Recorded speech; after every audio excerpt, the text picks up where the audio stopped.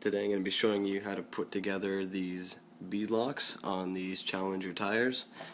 These specific beadlocks are the 6-lug 1.9 steel stamped beadlock wheels from RC4WD, and they're really difficult to put together, so I'm going to show you how to do that.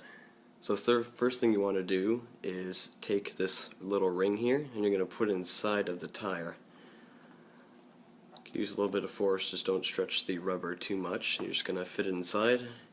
Once it's in there, you're just going to move it around with your hands like this. That's going to center it around the foam, which will probably be inside the tire. Now we're going to take this little piece, it's the thicker of the two, and then we're going to spread out this rubber on the outside, stick it in, and then just repeat across the tire. See how it's pulling? Keep on doing that across. Now the goal here is to try and make it nice and circular around with no problems. It all looks very circular, which is good.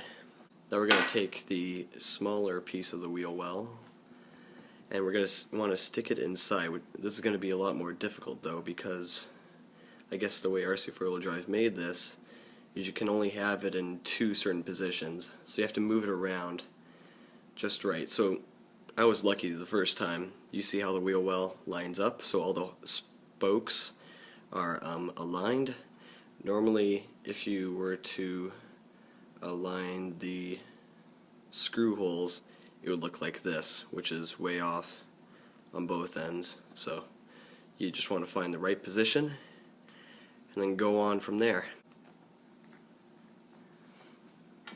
Then you're going to take this little black aluminum piece and it's going to go on the bigger part of the wheel well, which would be the inside.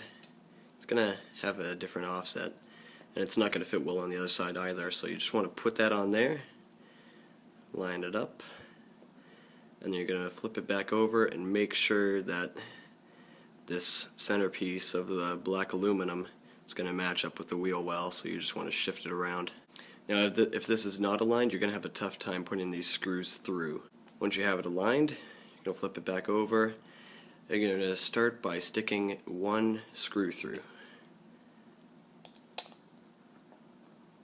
Flip it back over, and you're probably going to see that it's not going to be coming through, and you have to use a lot of force to push it all the way through. You can see it's just barely poking out there. So this process is going to be a lot easier if you have a friend around. One of you can push the tire like this so that the screw is poking out, and the other guy will put this nut on top of it.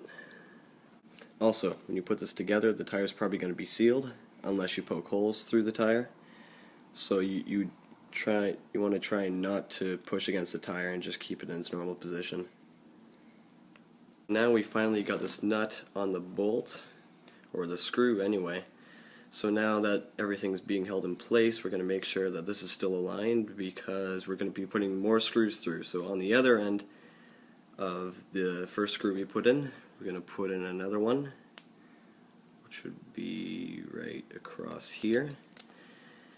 Now if you have the centerpiece aligned with the wheel well, it's just going to pop right through with not too many problems, but if it's out of place, like this one slightly is, you're going to have to do a little bit of shifting around. So usually it's going to be a little bit more tight, so I'm using my screwdriver to thread it through.